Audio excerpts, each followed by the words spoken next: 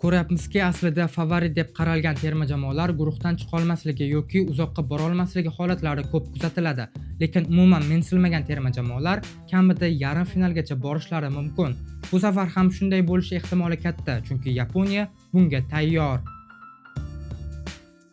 11-iyundan Meksika, Kanada va AQShda orziqib kutilgan jahon chempionati start oladi. Mundial boshlanishidan oldin doim favorit jamoalar tilga olinadi. Ispaniya, Fransiya, Portugaliya, Argentina va boshqalar. Lekin doim ham kuchsiz deb qaralgan va uncha mensilmagan terma jamoalar uzoqqa bora oladi. Masalan, 2022-yildagi Marokash F guruhida Xorvatiya, Belgiya va Kanada bilan joy olgan ushbu terma jamoani guruhdan chiqa olishi juda past baholangandi. Lekin ular Xorvatiya bilan durang o'ynashdi. Belgiyani 2-0 hisobida mag'lub qilishdi va oxirgi turda Kanadani ham yutib, guruhda birinchi o'rinni egallashdi. Nimchorak finalda har doim favorit deb qaraladigan Ispaniya bilan 120 daqiqa durang o'ynagan Marokash penaltilar seriyasida ularni 3-0 hisobida mag'lub qilib, chorak finalga yo'l olishdi. Chorak finalda yana bir gigant terma jamoa Portugaliya bilan to'qnash kelishdi. Birinchi bo'limda gol urib olgan Marokash u yog'iga hisobni ushlashga intildi, himoyaviy o'ynadi va maqsadiga yetdi. Shunda Marokashga muxlislik qiluvchilar karrasiga ortdi. Ronalduga aeroport qayerdaligini ko'rsatishga ham ulgurishdi. Endigi yo'l yarim final Fransiya. Marokash o'z yurishini aynan yarim finalda to'xtatdi. Sababi aniq, Fransiya va Mbappeni 2022-yilda to'xtatish juda qiyin edi. 2-0 hisobida mag'lub bo'lgan terma jamoa 3-o'rin uchun guruhdoshi Xorvatiya bilan to'qnash keldi va yana mag'lub bo'ldi. Ammo Marokash turnirdan Belgiya, Ispaniya va Portugaliya kabi gigant terma jamoalarni chiqarib yuborgandi. Marokash bu safar Braziliya, Gaiti va Shotlandiya bilan bir guruhdan joy olgan. Imkoniyatlari yomon emas. Tarkibida Ashraf Hakimi, Brahim Diaz kabi nomdor futbolchilari bor terma jamoa albatta finalgacha borishni maqsad qilgan. Xuddi 2018-yildagi Xorvatiya kabi. To'g'ri, Xorvatiya tarkib jihatdan bir qator tajribali futbolchilarga ega, lekin tan olaylik, neytral muxlis sifatida ham ularni finalgacha bora oladi deb o'ylamaganmiz. Lekin ular doim oxirgacha kurashishadi. Rossiya maydonlarida bo'lib o'tgan mundialda xorvatlar D guruhida Argentina, Nigeriya va Islandiya bilan kurashib, guruhda birinchi o'rinni olishadi va nimchorak finalga chiqishadi. Daniyani bir amallab penaltilar seriyasida mag'lub qilib, chorak finalda mezbon davlat Rossiya bilan ham penaltilargacha borishadi.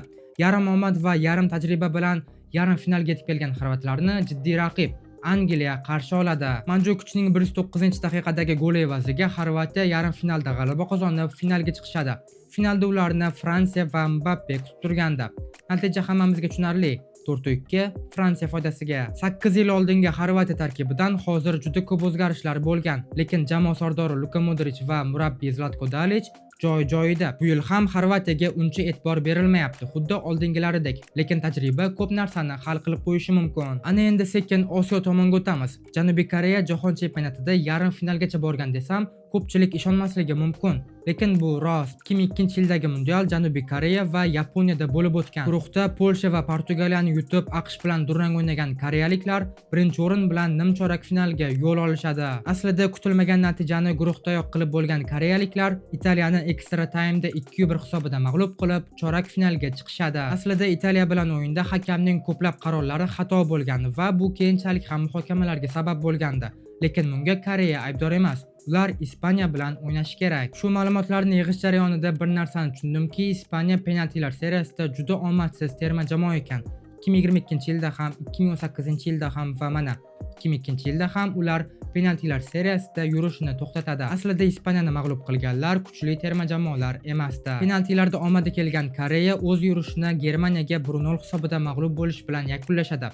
Lekin ularning yarim finalgacha bosib o'tgan yo'li umuman kutilmagan natija edi. Ko'ryapmizki, aslida favorit deb qaralgan terma jamoalar guruhdan chiqa olmasligi yoki uzoqqa bora olmasligi holatlari ko'p kuzatiladi. Lekin umuman mensilmagan terma jamoalar kamida yarim finalgacha borishlari mumkin.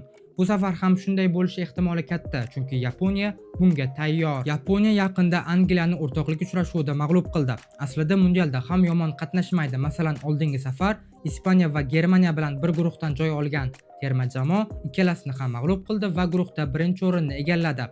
Germaniya esa umuman guruhda qolib ketgan. Bu yilgi mundialda Yaponiya, Niderlandiya, Tunis va Shvetsiya bilan bir guruhdan joy olgan. Osiyoning eng yaxshi jamoalaridan biri, albatta o'yinlari bilan muxlislarini xursand qilish uchun maydonga tushishadi. xuddi O'zbekiston kabi. To'g'ri, mundialda terma jamoamiz birinchi marta qatnashadi. Bo'lib ham guruhda Kongo, Kolumbiya va Portugaliya bilan tushganmiz. Yuqorida bekorga kutilmagan natijalar haqida gapirmadik. Barcha bizni imkoniyatlarimizni past baholasa ham, yakunda natija umuman boshqacha bo'lishi mumkin. Sizningcha bu yil qaysi terma jamoa kutilmagan sovg'a bo'ladi va yakunda kim bosh sovrinni qo'lga kiritadi? Fikrlaringizni kommentariyaga yozib qoldiring. YouTube'da shunday kontentlar ko'proq chiqishi uchun videoga like bosib, kanalimizga obuna bo'lib qo'ying. Keyingi videolarda ko'rishguncha